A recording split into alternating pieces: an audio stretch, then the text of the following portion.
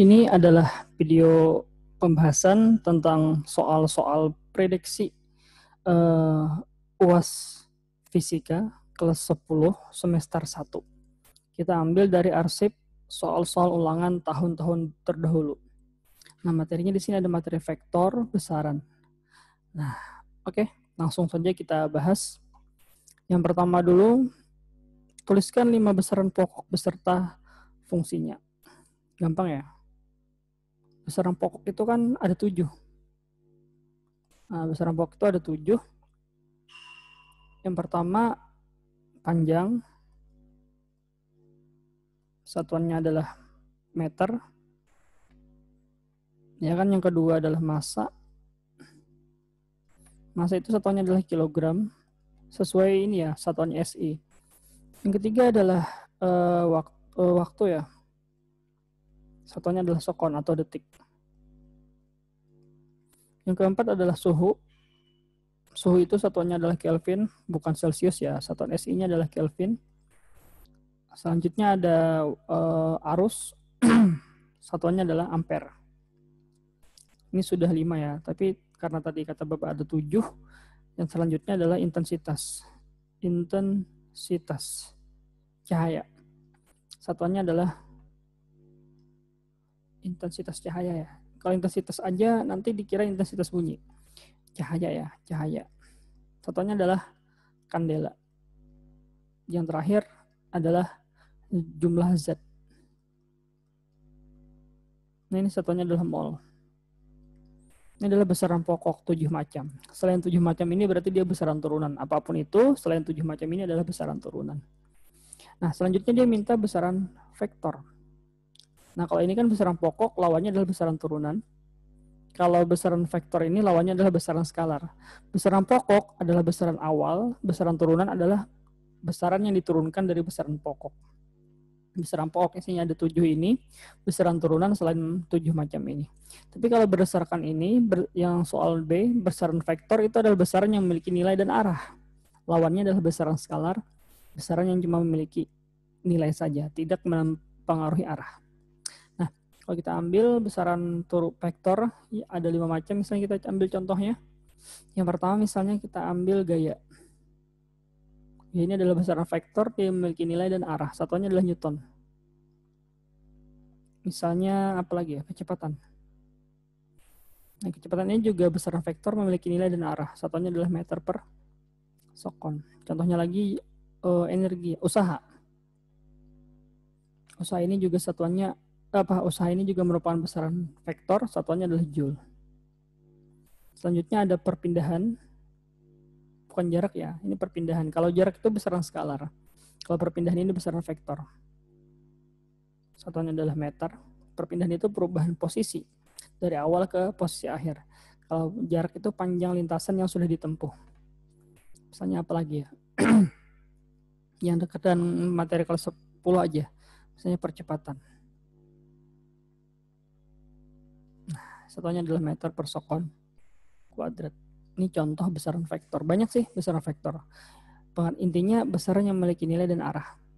Lawannya adalah besaran skalar. Selanjutnya kita nomor 2. Sebuah vektor gaya 12 Newton. Nah, kan 12 ini adalah gaya. Diuraikan menjadi 2 buah vektor yang saling tegak lurus jika vektor gaya membentuk sudut 30 derajat terhadap sumbu X. Hitunglah besar komponen vektor masing-masing. Nah, gini. Jadi nomor 2 itu sebenarnya seperti ini gambarnya. Maksud dari nomor 2. Nah, ada besaran vektor. Nah, arahnya misalnya ke sini. Nilainya adalah 12 Newton. Membentuk sudut 30 derajat. Tapi terhadap sumbu X. Nah, berarti kan ke sini sudutnya. Ini adalah X, ini adalah Y. Kartesius itu kan yang horizontal adalah X, yang vertikal adalah Y. Nah, sudutnya ini ternyata terhadap sumbu X, berarti ke sini. Nah, maka nilai yang ke samping sini atau yang horizontal ini adalah nilai F terhadap sumbu X. Yang ini adalah nilai F terhadap sumbu Y. Nah, inilah yang ingin kita cari. Fx dan F, Y. Berapakah nilainya? Ingat, pertama kita lihat sudutnya dulu. Siapa yang di samping sudut itu sebagai cos? Kita lihat di samping sudut ini adalah garis fx. Maka fx lah yang cos. Seandainya sudutnya itu adalah dari sini ke sini, maka di samping sudut adalah fy. Maka y lah yang cos. Nah, jadi karena sudut 30 derajat ini terhadap sumbu x, maka fx lah yang cos. Nilainya berarti fx ini sama dengan f dikali cos 30. Nah, kalau ini sudah cos, maka ini sisanya, yaitu sin 30. Tinggal kita masukkan. Ya kan? F nilainya adalah 12, cos 30 itu nilainya adalah setengah akar 3. Nah, berarti nilainya adalah 6 akar 3 untuk sumbu X. Untuk sumbu Y, F adalah 12, sin 30 itu nilainya adalah setengah. Maka nilainya adalah 6. Nah, inilah komponen gaya terhadap sumbu X dan terhadap sumbu Y. Kalau sudutnya terhadap sumbu X, kalau sudutnya terhadap sumbu Y, misalnya sudutnya ke sini, maka yang sebagai cos adalah Y. Y inilah yang cos. Kalau sudutnya di sini. Nah, sehingga ketika ini sudah cos, maka di sininya sin. Kalau sudutnya terhadap sumbu Y. Gampang ya. Lanjut nomor 3. Sebuah gaya 10 Newton membentuk sudut 120 derajat terhadap sumbu X. Hitung komponen vektor Fx dan Fy. Nah, coba kita lihat. Dia membentuk 120 derajat terhadap sumbu X. Artinya seperti ini. Nah, ya kan? Ini kan X-nya. Ini adalah Y. Di sini adalah X plus. Nah, di sini adalah Y X min. Di sini adalah Y min. Maka di sini adalah Y plus. Nah, dia membentuk sudut 120 derajat terhadap X positif. Ini kan positif X-nya. Artinya terhadap ini dia membentuk sudut 120 derajat. Berarti sudut garisnya itu ke sini. Garis F-nya itu ke sini. Nah, tapi dia membentuk sudut 120 derajat terhadap sumbu X positif. Nah, ke sini. 120.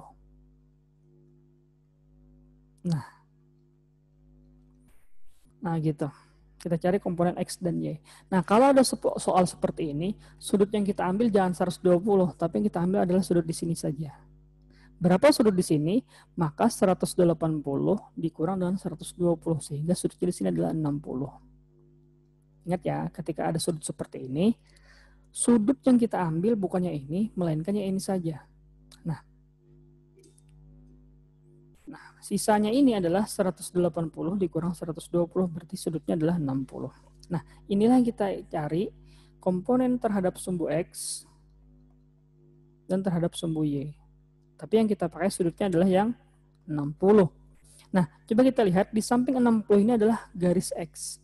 Berarti yang cos adalah X. Karena kesinilah nilai Fx-nya, kesinilah nilai Fy-nya.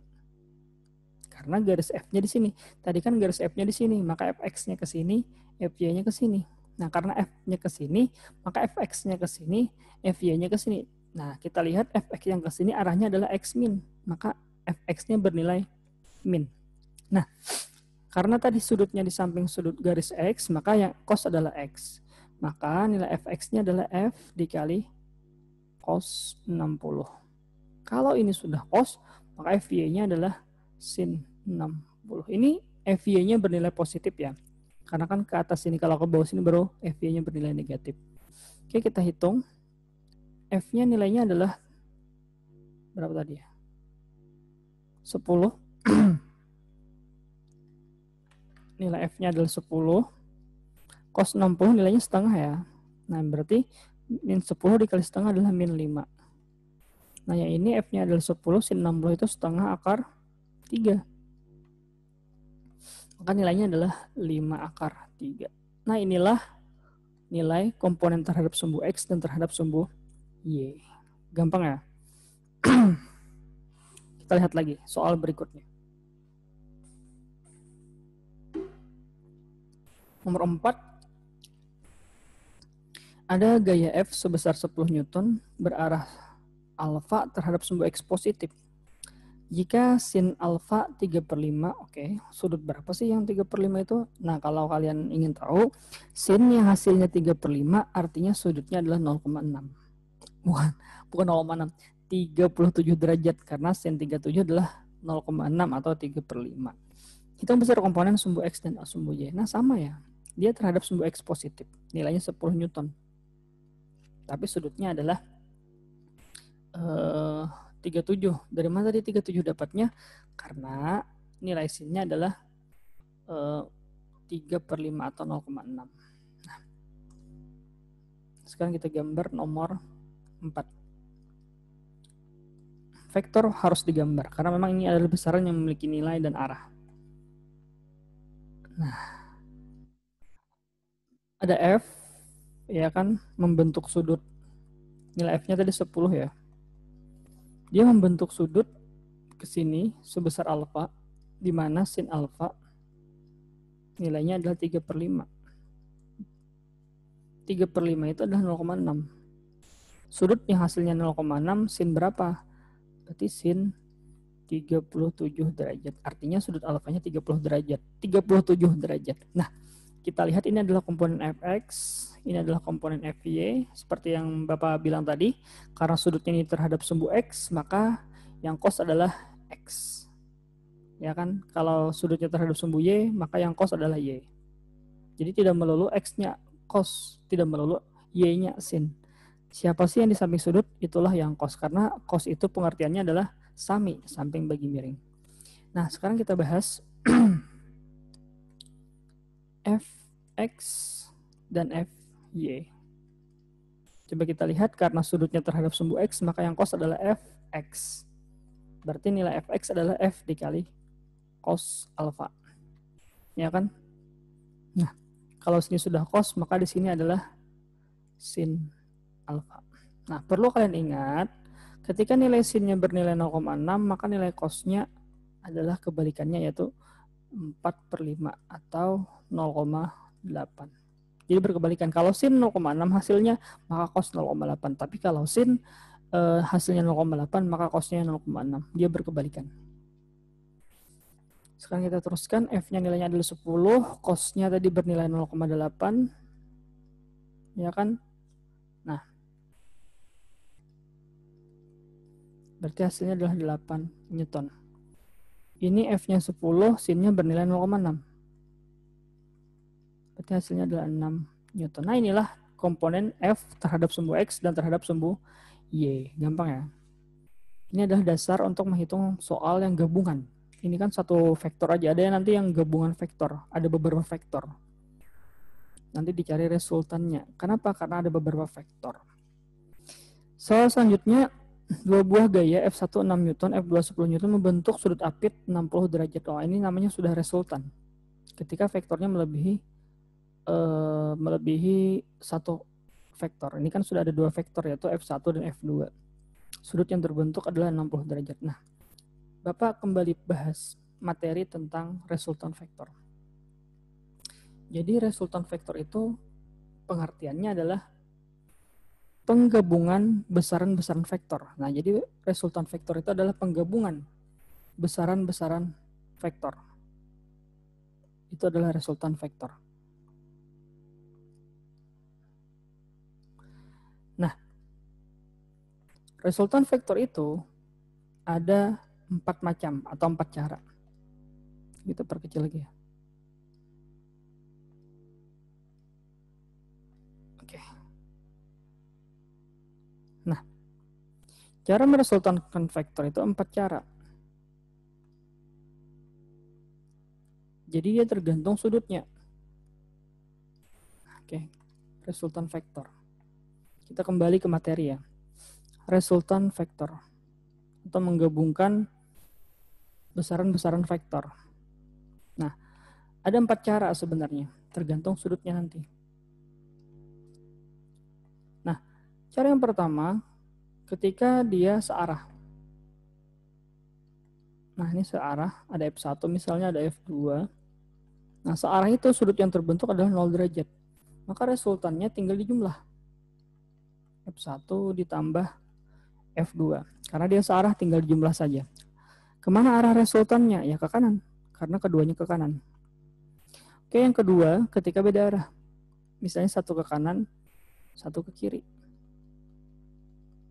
Nah, ketika beda arah seperti ini, sudut yang terbentuk adalah 180 derajat. Nah, maka resultannya adalah selisih. Selisih. Arah resultannya gimana? Mengikuti nilai yang lebih besar. Misal ya, ke kanan 10 Newton, ke kiri 7 Newton, maka selisihnya adalah 3 Newton, itulah nilai resultan.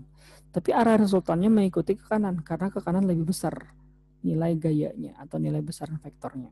Gampang ya, tinggal selisihkan, arah resultannya mengikuti nilai yang lebih besar. Selanjutnya ketika sudut yang terbentuk adalah 90 derajat. Nah, seperti ini. Nah, misalnya F1, ini F2. Arah resultannya adalah apitan. Maka ke sini arah resultan ini adalah arah resultan atau apitan vektor. Nah, nilai resultannya adalah menggunakan Pythagoras. F1 kuadrat ditambah F2 kuadrat. Ini ketika sudut yang terbentuk adalah 190 derajat. Gampang ya? Nah, yang terakhir ini, tadi kan yang pertama sudutnya 0 derajat, yang kedua adalah 180 derajat, yang ketiga adalah 90 derajat. Yang terakhir ini selain yang 3 macam di atas, selain 90, 180, dan 0. Selain 3 macam ini, maka cara meresultankannya atau nilai resultannya adalah cara yang panjang. Gitu. Misalnya sudut yang terbentuk kita ambil misalnya 120, F1 dan F2 misalnya. Membentuk sudut 120 derajat, maka arah resultannya adalah apitan, ke sini arahnya. Tapi nilai resultannya F1 kuadrat ditambah F2 kuadrat ditambah 2 dikali F1 dikali F2 dikali cos. Berapa sudut apitnya nanti? Nah, misalnya ini sudutnya adalah 120, berarti cos 120. Ini adalah resultan vektor atau penggabungan vektor. Coba kita lihat di sini. Soalnya sudut yang terbentuk adalah 60. 60 derajat berarti kita menggunakan cara keempat, karena 60 derajat tidak termasuk kategori 1, 2, dan 3. Nah, maka kita gunakan yang cara terakhir atau cara keempat. Nomor 5 ya. Nah, maka kita gunakan cara keempat. Cara keempat yang panjang tadi. Ya kan? F1 kuadrat ditambah F2 kuadrat ditambah 2 dikali F1 dikali F2. Nah, cos sudut apitnya adalah 60 derajat. Nah, berarti cos 60 derajat. Sekarang kita masukkan F1 nilainya adalah 10. Bukan, M6 ya. F2-nya 10. F1-nya 6, F2-nya 10. Ya kan? 2 dikali 6 dikali 10. Cos 60 itu nilainya adalah setengah.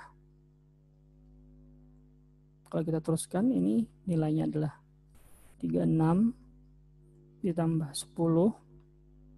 100 ya. Ditambah setengah kali 2 habis ya. Jadi menjadi 60 ya kan. Oke, kalau kita teruskan 160, 196. Ya kan. Akar 196 nilainya adalah 13 ya. Bukan ya. 14 ya kan. 14. Nah, nilainya adalah 14. Inilah nilai resultan vektor ketika sudut yang terbentuk adalah 60 derajat. Nomor 5. Gampang ya? Gampang. Nggak sulit kok. Kalau nggak paham, bisa diulang lagi videonya. Kita lanjut nomor 6. Nomor 6 ini sama ya. Dua buah vektor membentuk sudut 120 derajat. 120 derajat kategorinya nomor 4, ya kan? Kategori pertama kan 0 derajat, kategori kedua 180 derajat, kategori ketiga adalah 90 derajat. Nah, kategori keempat selain 3 macam di atas. Berarti ini kategori keempat menggunakan sudut 120 derajat. Oke, langsung saja kita bahas. Perbesar kanvasnya.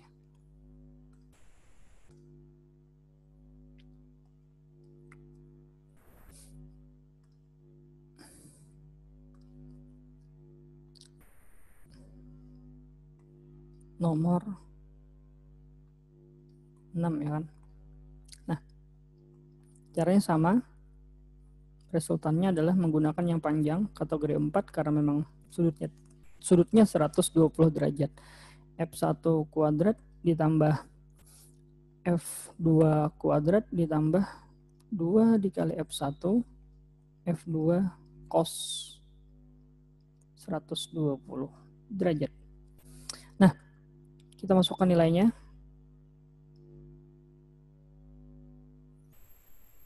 F1 nilainya adalah 10. F2 adalah 20. Oh, di situ dia A dan B ya? Nggak masalah sih, yang penting paham. Dia A dan B, bukan F1, F2. Tapi dia A dan FB.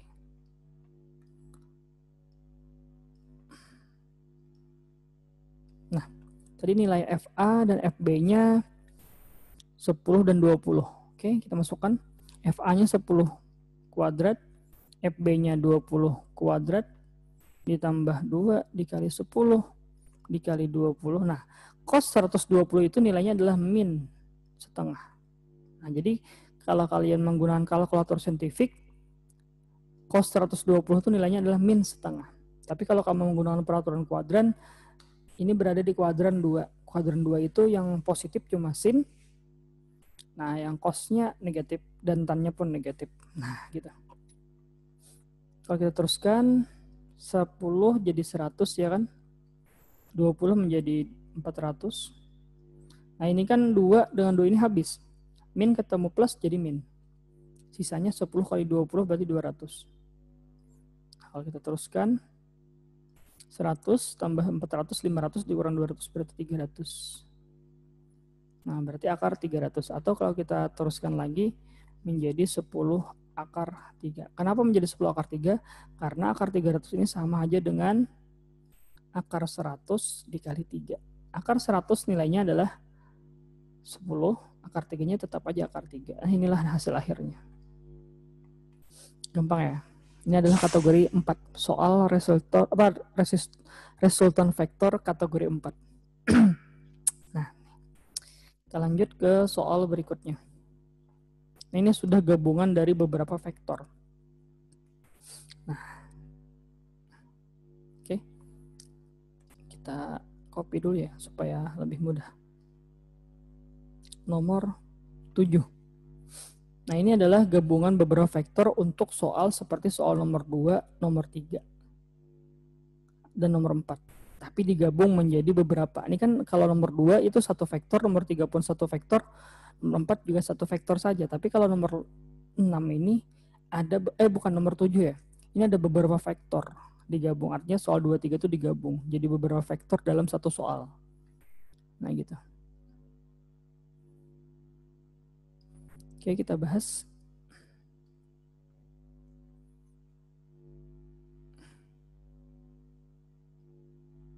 Kita copy dulu ya.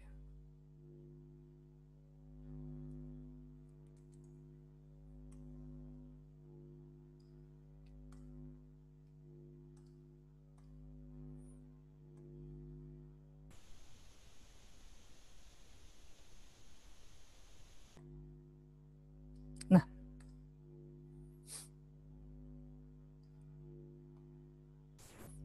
ini sering soal keluar. Soal seperti ini sering keluar. Cara mengerjakannya lebih mudah itu bertahap. Jadi lebih mudah itu bertahap. Nah, coba kita lihat. Ketika ada soal seperti ini, jangan lupa dikasih tanda. Ini adalah X positif. Ini adalah X negatif. Ini adalah Y positif. Dan di bawah ini adalah Y negatif. Jangan lupa kasih tanda. Vektornya ada 3. Ada F1, F2, dan F3. Nah, maka karena vektornya ada 3, kita tulislah seperti ini. F1X dan F1Y. Ini untuk vektor F1. F2X dan F2Y. Ini untuk vektor F2. F3 pun juga begitu. F3X, F3Y. Jadi dia harus bertahap supaya lebih teratur. Supaya kita bisa mengkontrol yang salah yang mana, yang benar yang mana. Nah, kita lihat dulu F1. Lihat, F1 ini tepat di garis X. Ya kan, F1 ini vektornya tepat di garis X, sehingga nilai terhadap Y bernilai 0, nilai F1X-nya nilainya adalah cuma F1, tidak menggunakan sin, tidak menggunakan cos. Kenapa? Karena vektornya tepat di garis sumbu, baik itu sumbu X atau sumbu Y. Nah, karena dia tepat di garis sumbu X, maka terhadap Y dia bernilai 0. F1X-nya F1 saja. Oke. Kalau kita teruskan nilainya, F1 nilainya adalah 6. F1Y-nya 0, ya kan? Nah, kita lanjut F2. F2 ini kan tidak tepat di garis, sehingga F1X dan F1Y-nya, F2X dan F2-nya ada. Karena F2-nya ini bukan tepat di garis.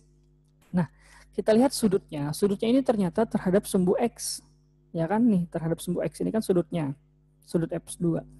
Nah, karena sudut F2 ini terhadap sumbu X, maka F2X lah yang cos. Maka F2X-nya adalah F2 dikali cos 53. Nah, kalau di sini sudah cos, maka di sini adalah sin. Ya, seperti soal tadi. Tinggal kita masukkan F2 nilainya adalah 10, cos 53 itu 0,6. Berarti 6. F2 nilainya adalah 10, sin 53 kebalikannya. Berarti 0,6 kebalikannya adalah 0,8. Berarti nilainya adalah 8. Nah, sudah dapat. Kita lihat lagi F3. F3 tepat di garis X. Maka terhadap garis Y dia bernilai 0. Nilai terhadap garis X-nya bernilai F3 saja. Tidak memiliki sin ataupun cos. Cuman di sini dia F3X-nya bernilai negatif. Nah, gitu. Maka nilainya adalah min 6. Selesai. Dalam artian nilai komponen X dan Y keseluruhan sudah mendapat. Tinggal kita gabung X dan Y. Orang X siapa saja ini dan ini. Sehingga isinya 6 ditambah 6 ditambah min 6. Inilah yang terhadap X. Nilainya adalah 12. Terhadap Y, ini ya kan, ini sama ini. Berarti 0 ditambah, berapa lagi? Ditambah 8 ditambah 0, ya kan? Maka hasilnya adalah 8. Nah, setelah mendapatkan seperti ini, pengertiannya apa? Ini adalah komponen resistor pada gambar ini terhadap sumbu X, 12. Terhadap sumbu Y adalah 8. Kalau kita bikinkan persamaan vektor, maka nilainya menjadi 12I plus 8J. Kalau kita bikin persamaan vektor. Tapi kalau kita mencari besar atau resultan, maka caranya seperti ini. Akar X kuadrat ditambah Y kuadrat. Sehingga akar 12 kuadrat ditambah 8 kuadrat. Kalau mencari besarnya atau resultannya. Sehingga kalau kita teruskan juga 144 ditambah 64. 144 ditambah dan 64 itu 208. Nah, inilah hasilnya. Kalau dia mencari resultan nilai atau vektor besarnya. Tapi kalau mencari persamaan vektor, sampai di sini saja. Nilai X-nya 12, nilai Y-nya 8. Gitu. Gampang ya? Oh, ternyata kita kurang teliti. Salah ya, ini bukan 12 ya kan. Nah, ternyata kurang teliti. Sorry ya, maklum. Ini 6 ditambah 6 dikurang 6 itu adalah 6. Ya kan? Nah, ternyata salah. Sorry ya, kurang teliti Bapak. Nah, hasilnya 6. Sehingga di sini 6I. Nah, gitu. Itu kan 6 kuadrat berarti 36. Berarti ini 100. Akar 100 nilainya adalah 10. Nah, inilah hasil akhirnya. 10 Newton. Gampang ya? Nah, ini adalah gabungan vektor, beberapa vektor. Kalau yang nomor 2, 3, 4 tadi, satu vektor saja. Kalau ini adalah gabungan beberapa vektor dalam satu soal. Jadi, ini adalah hasil persamaan vektornya, nilai X dan nilai Y. Ini adalah besar atau resultannya, gabungan nilai X dan nilai Y. Hasilnya ini. Nah, inilah nomor 7 ya tadi. Nah, Oke, kita lanjut nomor 8. Sebuah pesawat terbang menempuh 40 km ke dalam arah 60 derajat utara dari timur. Maksudnya apa ya? Pesawat terbang menempuh 40 km dalam arah 60 derajat utara dari timur. Lalu 10 meter ke timur dan akhirnya 10 akar 3 ke utara. Ush, apa ini? Coba kita gambar arahnya. Nomor 8.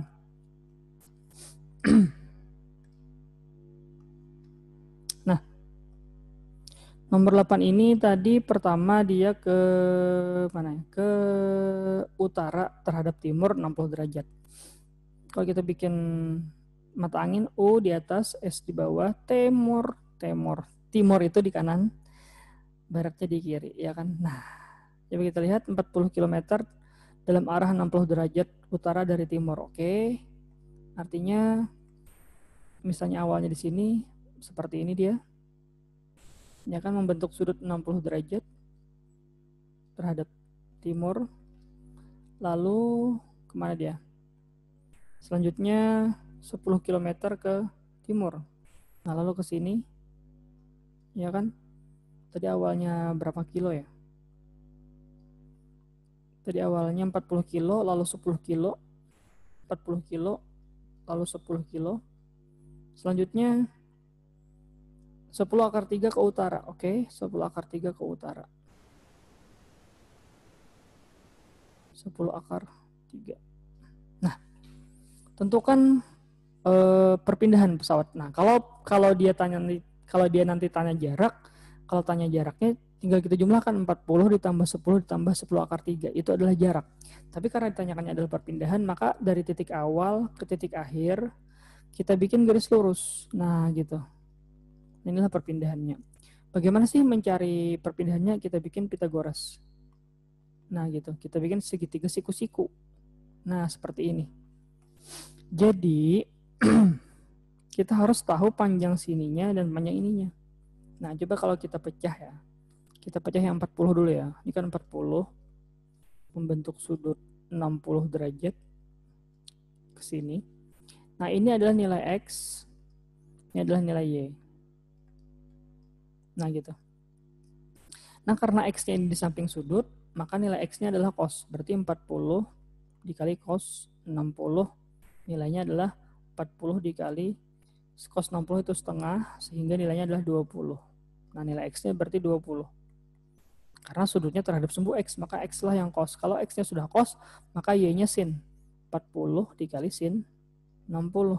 Maka nilainya adalah 40 dikali sin 60 tadi kan setengah akar 3. Berarti nilainya adalah 20 akar 3. Nah, buat apa sih nilai X dan cos? Nah, itu dipakai untuk menambahkan. Nah, menambahkan aja.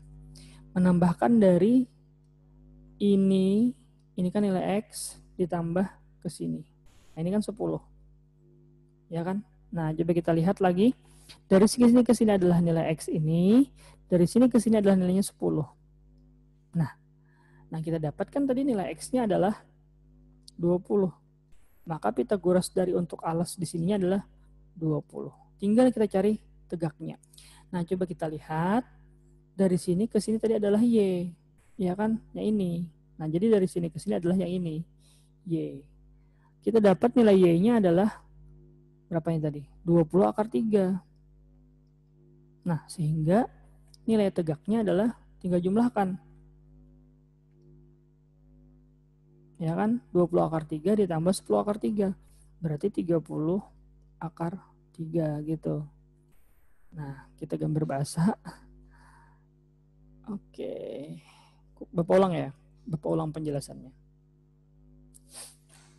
Nilai X adalah dari sini sampai sini.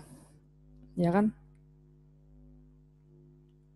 Nah, dimensi dari ini terhadap X. Nilai Y dari sini sampai sini. Dimensi adalah dimensi dari nilai ini terhadap sumbu Y. Nah, kita dapat nilai X dari sini ke sini adalah 20 dan dari sini ke sini adalah 10. Nah, berarti untuk segitiga Pythagorasnya alasnya adalah 20 tambah 10 berarti 30.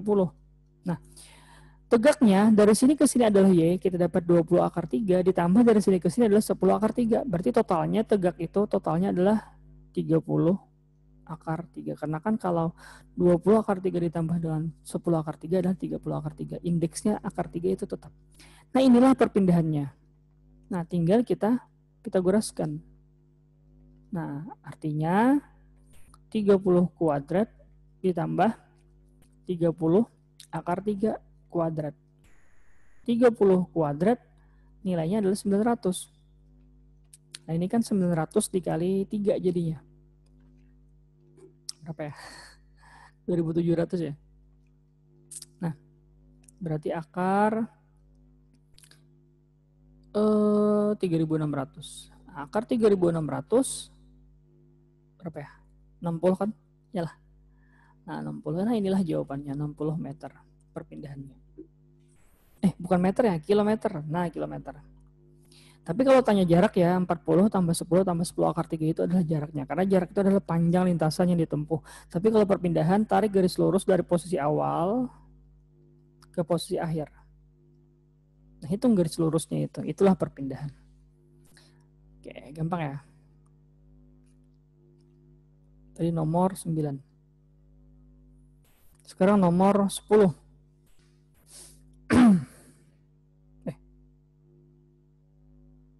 Ini gambar yang mana ya? Nggak jelas sih. Nah, sudahlah. Ini nomor 10. Tuliskan dimensi dari gaya. Dimensi dari gaya itu adalah kilogram itu, satuannya aja dulu ya, satuannya ya. Satuannya gaya itu kilogram meter per sekon kuadrat. Sekarang kita ganti menjadi dimensi. Dimensi dari kilogram adalah M. Dimensi dari M adalah L. Per sekon adalah T. Pangkat 2 ya. Kalau kita luruskan M, L, T, min 2. Nah, inilah dimensi gaya. Tentukan dimensi tekanan. Oke, tekanan. Segini. Jadi kalau kita mencari dimensi itu, kita lihat satuannya. Tekanan itu kan satuannya Newton per meter kuadrat atau Pascal. Newton per meter kuadrat. Kalau kita pecah, kilogram meter per sekon kuadrat dibagi meter kuadrat. Atau menjadi kilogram per meter sekon pangkat 2. Nah gitu. Nah, kita ganti menjadi dimensi. Dimensi kilogram tadi adalah M. Nah, dibagi dengan dimensi M adalah L, dimensi sekon adalah T. Berpangkat 2. Kalau kita naikkan ke atas, M, L-1, T-2. Gampang ya? Ini adalah dimensi tekanan. Tekanan itu satuannya adalah Newton per meter kuadrat. Atau boleh juga Pascal. Oke, kita lanjut nomor 11. Sebuah plat diukur panjangnya 35,54, lebarnya 20,6. Hitung luas plat sesuai dengan angka penting. Nah, ini peraturan angka penting. Oke. Kita copy ya, soalnya kita letakkan di kanvas berikutnya.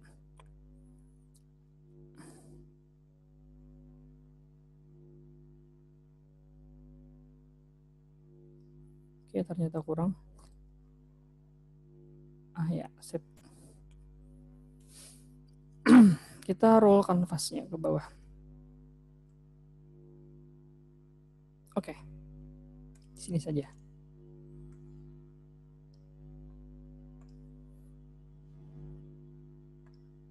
Nah. Kita hitung dulu ya. Nomor berapa tadi? Nomor 11.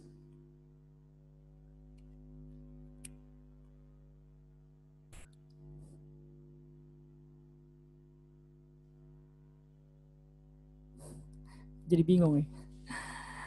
Oke, nomor 11. Nomor 11. Karena dia menggunakan angka penting, yang kita kali adalah, kan luas itu panjang kali lebar ya. Berarti kan yang kita kali adalah panjangnya 35,54 dikali dengan 20,6. Nah, coba lihat. Ini angka pentingnya ada 4 angka penting. Nah, kalau ini ada 3 angka penting. Kenapa ada 3 angka penting? 0 yang terjepit itu angka penting. 0 yang angka penting itu bagaimana? Yang pertama terjepit angka bukan 0. Yang kedua di kanan angka bukan 0. Seperti ini. Nah ini 0-nya angka penting. Nah ini 0-nya angka penting. Karena di kanan angka bukan 0. Angka 0 yang tidak penting itu adalah di kiri. Misalnya 0,6. Nah 0-nya nggak penting. Misalnya lagi 0,075. Nah ini 2 0 ini tidak penting. Karena di depan, bukan di kiri angka bukan 0. Tapi kalau kita tambahin di sini 5, nah ini jadi penting. Kenapa? Karena terjepit. Gampang kan? Caranya gimana? Ya sudah kita kalikan. Berapa sih hasil sebenarnya? Dari 35,54, ya kan? 35,54 dikali dengan 20,6. Nah, hasilnya wow. 732. Nah, ini kan hasil sebenarnya 732,124. Nah, ini hasil sebenarnya. Lihat, ada 6 angka penting karena kan angka bukan 0 itu semuanya angka penting.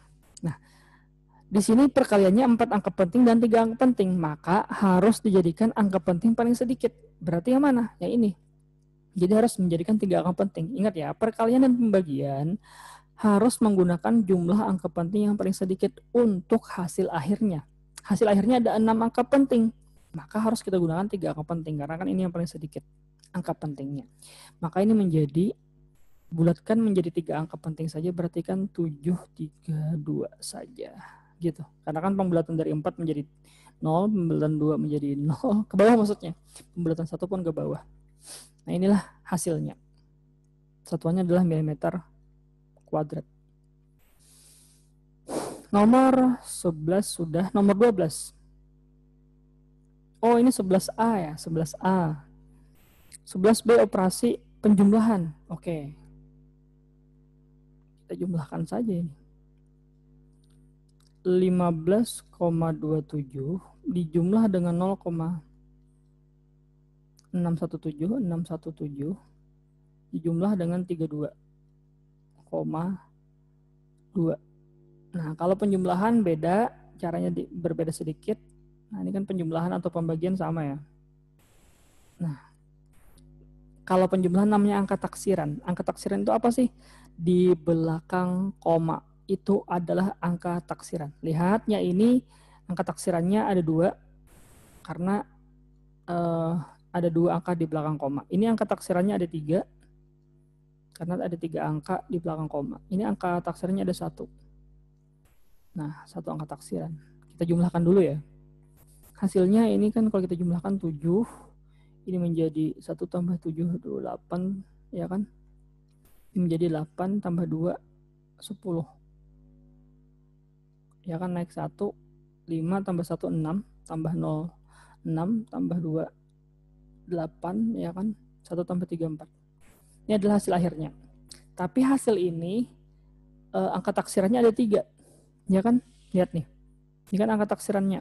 Nah, dalam peraturan penambahan atau pengurangan harus memiliki angka taksiran yang paling sedikit. Kita lihat, ini 2 angka taksiran, ini 3 angka taksiran, ini 1 angka taksiran. Berarti yang paling sedikit adalah 1 angka taksiran, sehingga hasil akhir harus menggunakan 1 angka taksiran, menggunakan angka taksiran paling sedikit.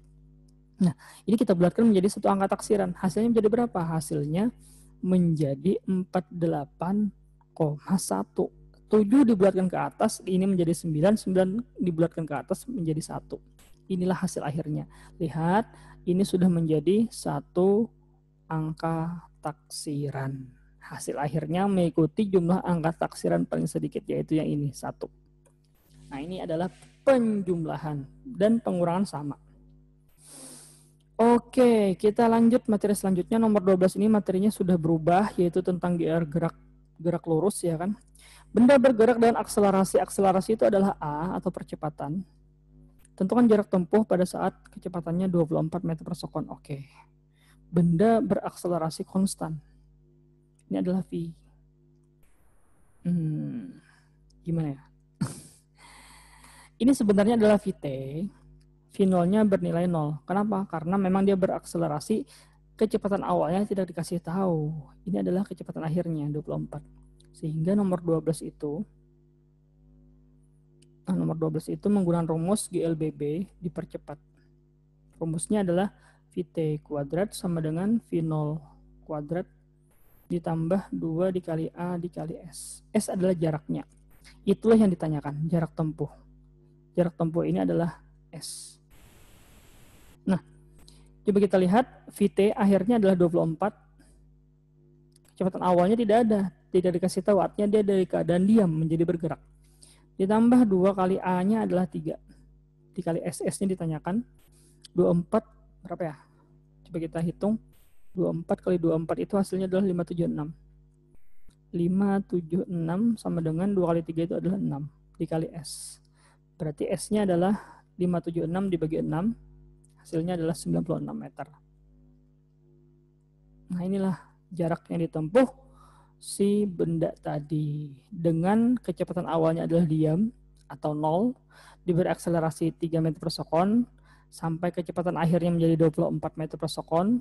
Berapakah jarak tempuhnya? Ternyata kita dapat 96 meter. Ini GLBB dipercepat, makanya rumusnya plus. Kalau GLBB diperlambat, rumusnya minus. Lanjut nomor 13, sebuah benda dijatuhkan dari ketinggian 30 meter dari tanah. Dari berapa ketinggian benda saat 1 sekon diukur dari permukaan tanah. Oke, ini mencari hubungan kecepatan, apa ketinggian dengan waktu. Coba kita lihat. Nah, dia dijatuhkan dari ketinggian 30 meter. Nah, hubungan kecepatan hubungan ketinggian dan waktu adalah seperti ini. Akar 2H per G. Nah, dia dijatuhkan dari ketinggian 30 meter. 30 meter.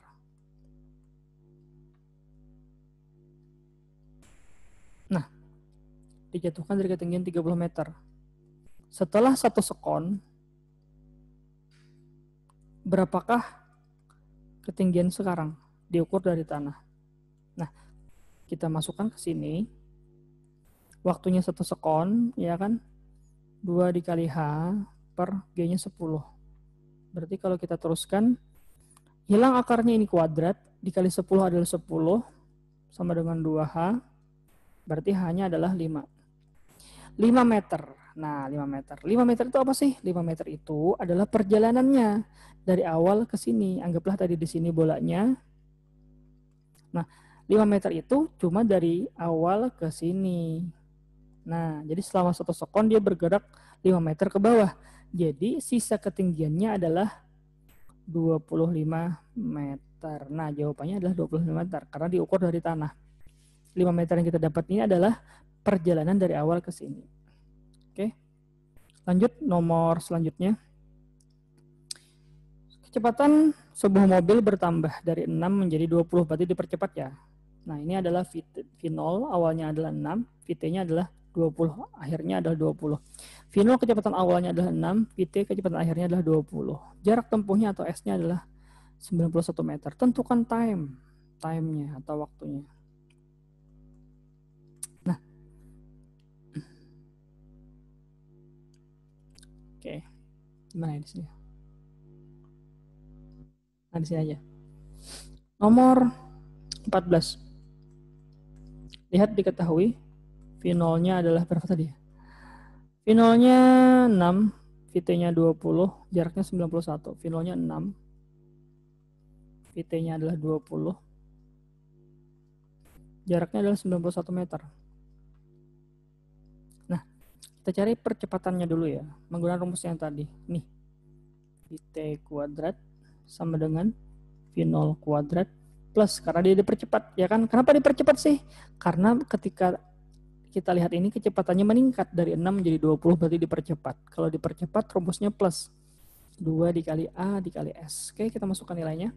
VT-nya akhirnya adalah 20. Awalnya adalah 6. Dikali dengan A dikali 91. Ini adalah 400 ya kan? Ini adalah 36. 91 dikali 2 itu 182 ya kan? Nah, dikali A. Ini pindah ruas jadi kurang ya, 400 dikurang 36. 400 itu dikurang 36, 300 64 sama dengan 182 A. Sekarang kita bagi ya. Jadi kan kalau kita mencari A, 364 dibagi 182 berapa ya? 364 dibagi 182. Nah, percepatan yang didapat adalah 2 meter per second kuadrat. Ini adalah nilai percepatannya. Yang ditanya adalah waktu. Nah, kita gunakan rumus GLBB yang kedua. Rumus GLBB yang kedua adalah VT, V0 plus A kali T. Nah, kenapa tadi plus? Karena dia dipercepat. Kenapa dipercepat? Karena kecepatannya meningkat. Kalau kecepatannya berkurang, diperlambat. Rumusnya minus. Akhirnya adalah 20, awalnya adalah 6, percepatannya adalah 2, ya kan? Kita carilah time-nya. 20 kurang 6 itu 14 sama dengan 2T. Nah, berarti T-nya kita bagi 14 bagi 2, 7 sekon. Nah, inilah nilai waktu yang diperlukan untuk merubah kecepatan dari 6 menjadi 20 dalam jarak tempuhnya 91 meter. Gitu. Jawabannya adalah 7 sekon atau 7 detik. Kita lihat soal selanjutnya. Ini soal selanjutnya kita nih ya. Letakkan kanvas baru saja. Oke.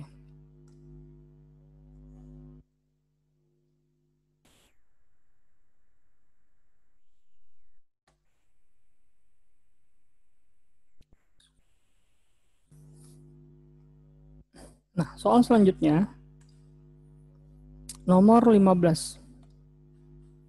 Kecepatan kereta api berkurang. Oh, berarti diperlambat, ya kan? Nomor 15. Berarti V0-nya adalah 5 akar 10. VT-nya menjadi 4 akar 10. Ini diperlambat. Karena berkurang. Nah, jarak tempuhnya adalah 22,5 meter. Hitung jarak tempuh kereta api sebelum berhenti. Maksudnya hitung jarak yang masih dapat ditempuh kereta api sebelum berhenti. Oh, gini. Dia diperlambat dulu dari sini sampai sini. Nah, jarak tempuhnya adalah sekian. Nah, habis itu dari gini ya. Nah, dari sini ke sini kecepatan awalnya adalah 5 akar 10, di sini kecepatan awalnya adalah 4 akar 10, jarak tempuhnya 22,5 meter. Habis itu direm lagi sampai berhenti. Berapa sih jaraknya sampai berhenti gitu. Kata-katanya sebelum berhenti, maksudnya dari awal yang ini sampai berhenti gitu. Kita hitung step pertama dulu ya, rumusnya tadi sama. VT kuadrat sama dengan V0 kuadrat min, karena diperlambat 2 dikali A dikali S. V0-nya, VT-nya 4 akar 10 kuadrat. V0-nya adalah 5 akar 10 kuadrat, ya kan? Min 2 kali A, ini adalah perlambatannya. Jaraknya 22,5.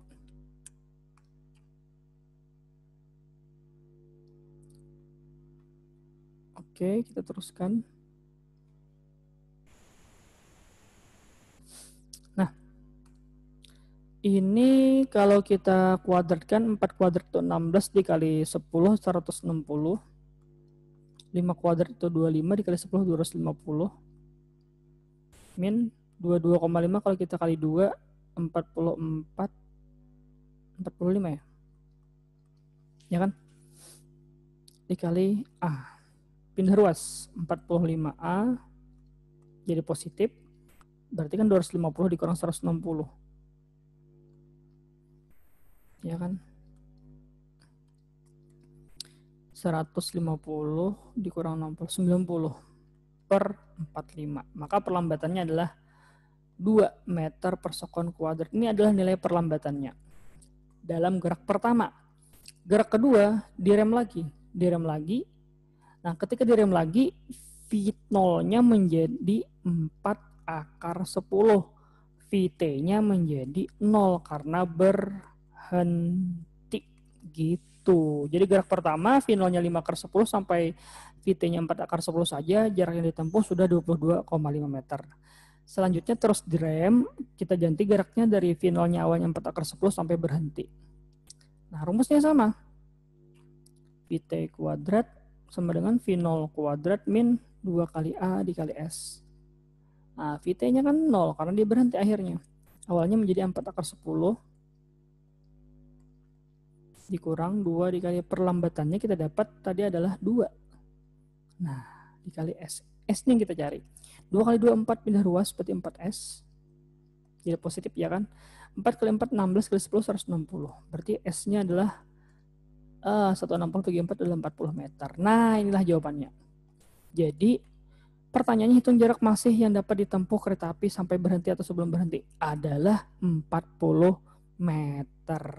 Itu jawabannya. Oke, soal terakhir. Nomor 16. Sebuah benda dilemparkan vertikal ke atas dengan kecepatan awal V0 di atas menara yang ketinggiannya H 60 meter dari tanah. Berapa waktu yang diperlukan untuk tiba lagi di tanah? Oke. Kita cari waktu dari awal ke ketinggian 60 meter saja dulu. Selanjutnya kita kali 2. Gitu. Kan kecepatan awalnya 20. Jadi geraknya seperti ini. Nah, kalau kita gambar, ini adalah tanah. Bola dilemparkan ke atas. Ya kan? Dengan kecepatan awal adalah berapa tadi? 20. Dan didapat ketinggiannya adalah 60 meter. Nah, nanti dia balik arah. Waktunya dari dasar ke puncak dan dari puncak ke dasar itu sama. Nah, ini adalah height-nya. Nah, ini rumusnya juga GLBB sama. Vt kuadrat sama dengan V0 kuadrat. Cuman ini tidak lagi 2A kali S, tapi 2G kali H. G adalah gravitasi, H adalah ketinggian. Plus itu dipercepat, min diperlambat. Karena geraknya ke atas, ingat ya, geraknya ini ke atas. Nah, yang pertama ini geraknya ke atas, berarti rumusnya adalah min, karena kan ke atas itu diperlambat, kecepatannya berkurang atau tambah lambat. Nah, kita carilah dulu time-nya. Oh, bukan cara ini. Ini bukan cara yang selanjutnya. Ya ini. Height S sama dengan V0T plus minus setengah A kali T kuadrat. Ini ketika geraknya lurus. Nah, tapi karena dia geraknya tegak atau vertikal, S-nya tadi kita ganti menjadi height, ya kan, atau ketinggian. A-nya kita menjadi G atau gravitasi gitu. Nah, karena dia geraknya naik, berarti rumusnya diperlambat atau minus. Gitu. Nah, oke, kita masukkan nilainya. Ketinggian yang ditempuh adalah 60 meter. Kecepatan awalnya adalah 20 dikali T min setengah dikali gravitasinya tadi berapa ya? 10. Gravitasi tetapan ya, 10 dikali T kuadrat.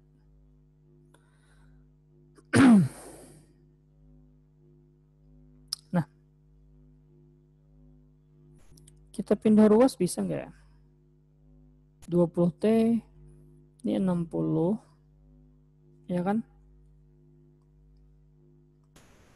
20T min 5T kuadrat. Nah gitu.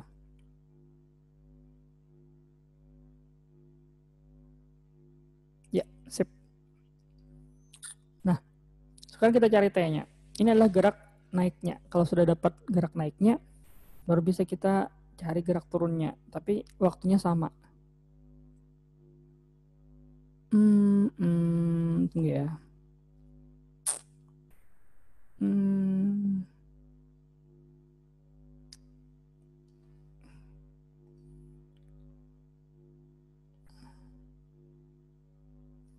Ini harus kita jadikan persamaan. Seperti ini, 60 min 20T plus 5T kuadrat sama dengan 0. Karena ini kita pindah ruas. 20 ke kiri kan jadi minus, min 5 kan ke kiri jadi plus. Kita kecilkan, kita bagi 5 ya. Ini kan 60, 20, 5 ini kan bisa kita kecilkan, kita bagi 5. Ini kan menjadi T kuadrat. Ini menjadi 20 bagi 5 itu adalah 4. Ini kan 60 bagi 5 adalah 15. Nah, coba kita beri persamaan. T. Nah, gitu.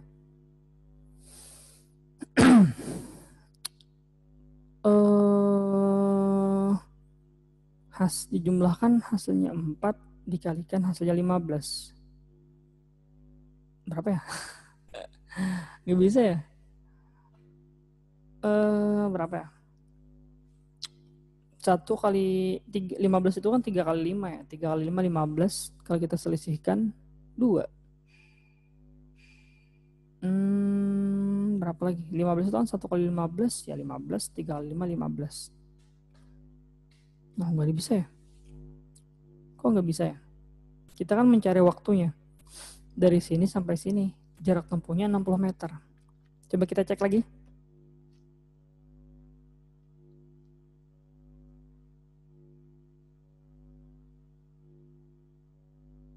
Astaga, astagfirullah.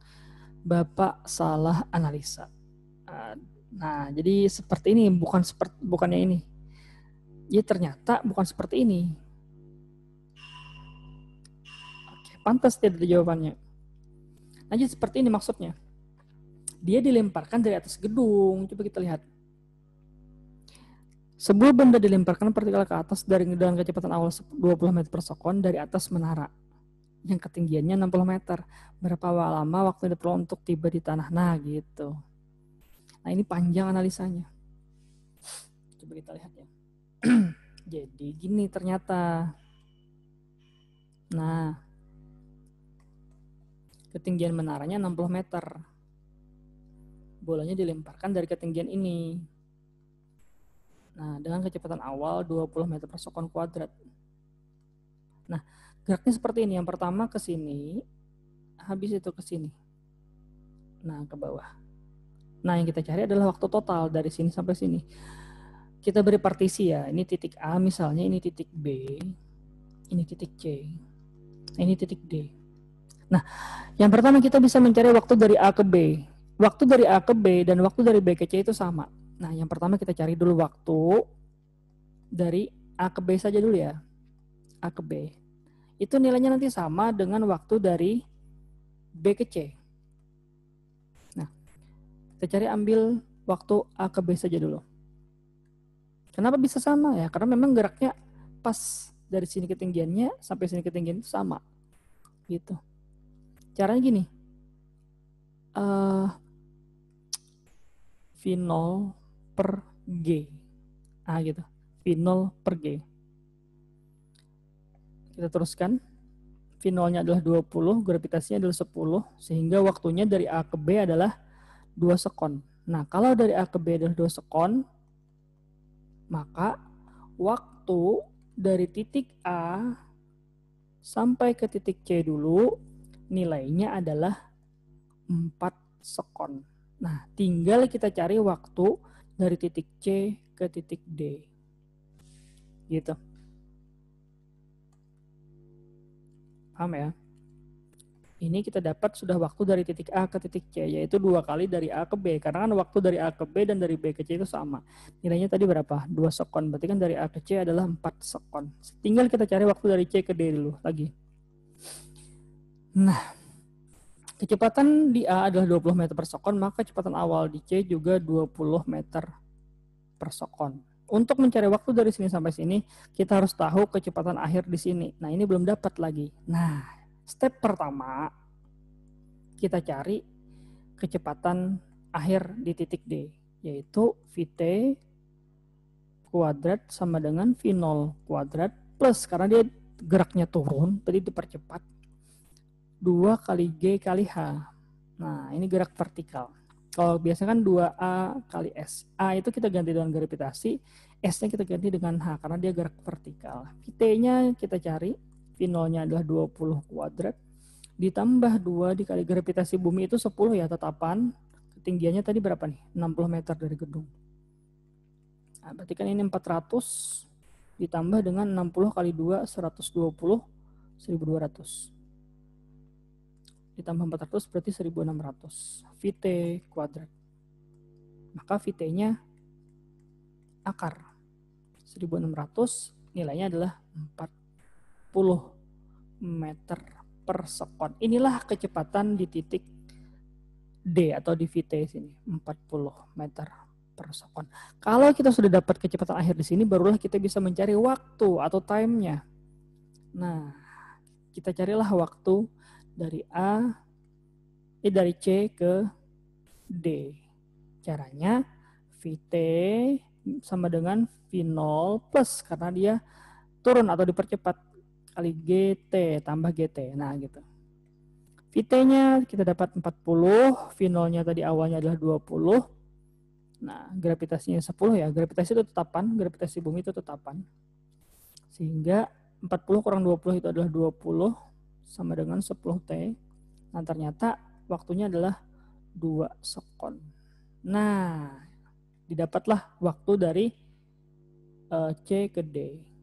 Nah, nilainya adalah 2 sekon. Sehingga waktu total adalah 6 sekon. Inilah jawabannya.